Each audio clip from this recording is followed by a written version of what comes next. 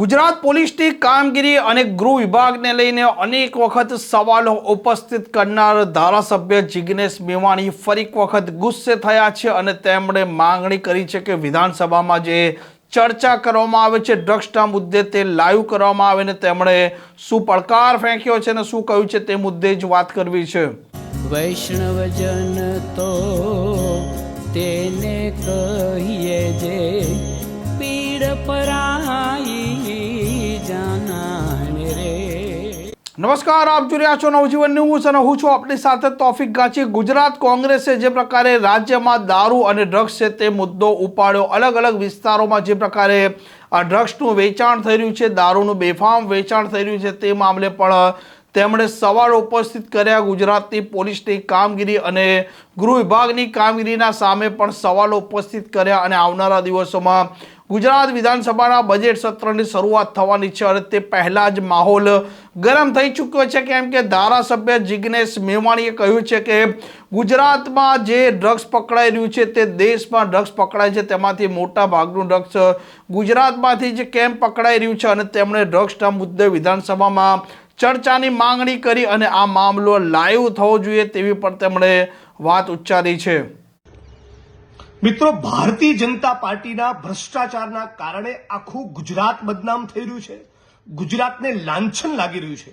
ગઈકાલે કોંગ્રેસ પાર્ટીના મારા સર્વોચ્ચ નેતા મલ્લિકાર્જુન ખડગે સાહેબે આ દેશની પાર્લામેન્ટમાં સંસદમાં મુદ્દો ઉપાડ્યો કે નરેન્દ્રભાઈ અને અમિતભાઈ આટલા બધા મર્દાનગીની વાતો કરતા હોય, આટલા બધા પાવરફુલ અને સ્ટ્રોંગ હોય તો તમારા ગુજરાતમાં 1.3 લાખ કરોડનું ડ્રગ્સ છેલ્લા 1 વર્ષમાં જે પકડાયું એ પૈકીનું મોટા ભાગનું ડ્રગ્સ ગુજરાતમાંથી કેમ પકડાયું? આ મુદ્દે તમારું શું કહેવું છે? કેમ તમે એક શબ્દ બોલવા તૈયાર નથી? કેમ ગાંધી અને સરદારના ગુજરાતમાંથી આટલું ડ્રગ્સ કેમ પકડાઈ રહ્યું છે?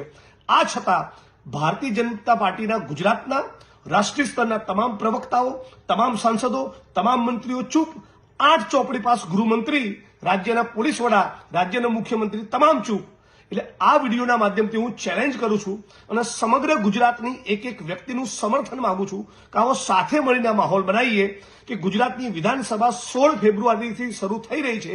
આ વિધાનસભામાં જ્યારે ગૃહ વિભાગની ચર્ચા હોય ત્યારે મારી અને હર્ષ સંઘવીની વચ્ચે એક લાઈવ ડિબેટ થાય અને એ ડિબેટનું જીવંત પ્રસારણ ગુજરાતના જનજન સુધી પહોંચાડવામાં આવે એટલે ખબર પડે કે 8 ચોપડી પાસ એ ડ્રગ્સના મુદ્દે શું કહેવા માંગે છે, એ ગુજરાતને શું બાહેધરી આપવા માંગે છે।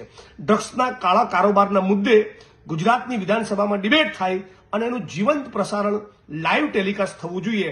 તમે જો આ વિચારના સમર્થનમાં હોય, આમ સંકેતો મળી રહ્યા છે કે આવનારા દિવસોમાં જે બજેટ સત્ર યોજાવાનું છે તે તોફાની રહેશે, કેમ કે દારૂ અને ડ્રગ્સનો મુદ્દો છે તે ચર્ચામાં રહેશે તેવા હાલ વિપક્ષના ધારાસભ્યોના નિવેદન પરથી સ્પષ્ટ દેખાઈ રહ્યું છે। સંકેતો પણ મળી રહ્યા છે અને ગુજરાતમાં જે પ્રકારે વારંવાર ડ્રગ્સ પકડાઈ રહ્યું છે તે મામલે પણ વિપક્ષ સવાલ ઉપસ્થિત કરી રહ્યા છે કે ડ્રગ્સ પકડાઈ રહ્યું છે પણ ક્યાંથી પકડાઈ રહ્યું છે, કોણ તેના મુખ્ય સૂત્રધાર છે, તેમના સુધી કેમ પોલીસ પહોંચી નથી શકતી।